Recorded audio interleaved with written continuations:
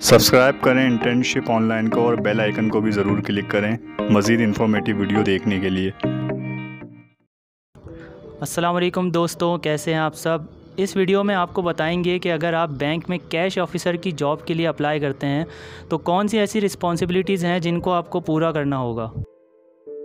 जब कोई इंटर्न या न्यू एम्प्लॉय कैश ऑफिसर की जॉब के लिए हायर किया जाता है तो उससे सबसे पहले यूटिलिटी बिल्स की पेमेंट की रिसीव करने की ज़िम्मेदारी सौंपी जाती है, क्योंकि यूटिलिटी बिल्स की पेमेंट में कोई इतना ज़्यादा हार्ड कैश नहीं होता और ना काम इतना ज़्यादा मुश्किल होता है, तो न्यू एम्प्लॉय बहुत आसान तरीके से कर पाता है।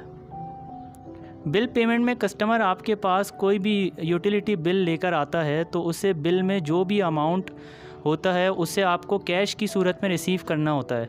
उसके बाद आपकी ज़िम्मेदारी होती है कि बिल की पोस्टिंग आप बैंक सिस्टम में करें। बिल की पोस्टिंग करने का तरीका कुछ इस तरह होता है।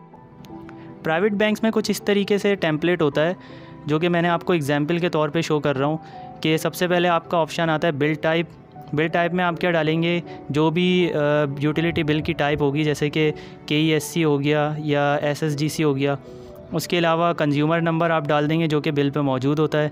फिर बिल का मंथ, कौन से बिल का मंथ है, जनवरी का, दिसंबर का, फरवरी का, जो भी मंथ होगा वो आप सिलेक्ट कर देंगे और जितना बिल होगा उसकी अमाउंट यहाँ पे डाल के सबमिट कर देंगे।